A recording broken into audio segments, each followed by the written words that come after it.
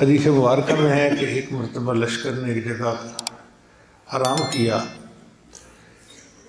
تو دو صحابہ کی ڈیوٹی لگی کہ وہ رات کو پہرا دیں گے۔ سب لشکر والے سو گئے، وہ دو حضرات پہرا دے رہے تھے، ان کی ڈیوٹی تھی۔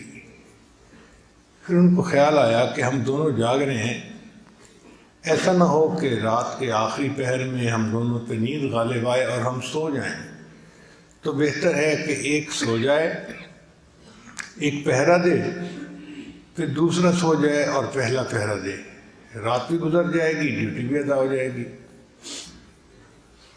چنانچہ ایک سو گئے اور دوسرے پہرا دینے لگے۔ پھر انہوں نے سوچا میں جاگ تو رہا ہوں، ایسے جاگنے کا کیا فائدہ، بہتر تو یہی ہے کہ میں 2 رکعت نفلی پڑھ لوں۔ چنانچہ انہوں نے قرآن مجید کی تلاوت شروع کر دی۔ اب سورہ کہف انہوں نے شروع کی، ایسا مزہ آیا کہ وہ پڑھتے رہے۔ دشمن قریب تھا، گھات میں لگا ہوا تھا کہ ہمیں موقع ملے اور ہم مسلمانوں کو سوئی ہوئی حالت میں حملہ کر کے ختم کر دیں۔ اندھیرا تھا، دشمن کے بندے قریب آئے، انہوں نے دیکھا کہ ہیں تو سب سوئے ہوئے، مگر لگتا ایسے ہے کہ جیسے کوئی ہلکی سی آواز ہے اور کوئی چیز کھڑی نظر آ رہی ہے۔ اب یہ فیصلہ کرنا مشکل تھا کہ یہ کوئی بندہ کھڑا ہے یا کوئی درخت کا تنا ہے، کیا ہے۔ ان کا کوئی بات نہیں، ایک تیر چلا کے دیکھتے ہیں۔ چنانچہ انہوں نے تیر مارا جو اس صحابی کو لگا۔ آپ جانتے ہیں چھوٹا سا کانٹا چبھ جائے تو بندے کی تکلیف بہت زیادہ ہوتی ہے۔ ان کو تو تیر لگا تھا، خون نکل رہا تھا۔ اس وقت میں خون کے نکلنے سے وضو ٹوٹنے کا مسئلہ بھی واضح نہیں ہوا تھا۔ چنانچہ خون بہتا رہا اور وہ قرآن پڑھتے رہے۔ پھر انہوں نے دوسرا تیر مارا، وہ بھی جسم میں لگا، دوسری جگہ سے پھر خون نکل آیا۔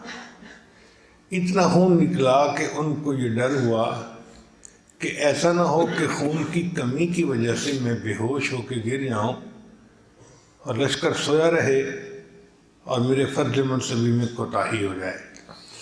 لہذا انہوں نے سلام پھیرا، اپنے ساتھی کو جگایا اور یہ کہا کہ اگر مجھے فرض منصبی میں کمی کا ڈر نہ ہوتا میں تیروں پہ تیر تو کھاتا رہتا، سورہ کہف کو مکمل کیے بغیر سلام نہ پھیرتا۔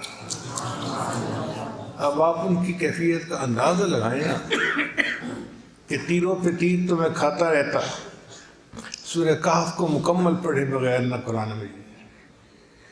بالکل وہی حالت اس کی ہے جو آج ایک بچے کو آئی پیڈ پہ بٹھا دینا تو ماں کہتی ہے بیٹا کھانا کھا لو، وہ کہتے ہیں امی تھوڑی دیر اور، اچھا بیٹا اب ناشتہ کر لو، امی تھوڑی دیر اور آخر پہ اس بچے کو زبردستی اٹھانا پڑتا ہے، اس کو لطف ہی اتنا آ رہا ہوتا ہے۔ ان بچوں کو کیا لطف آتا ہوگا آئی پیڈ سے جو صحابہ کرام کو قرآن مجید کے پڑھنے سے لطف آتا تھا۔ ان کا بھی دل یہی چاہتا تھا پڑھتے رہیں، فجر ہو جاتی۔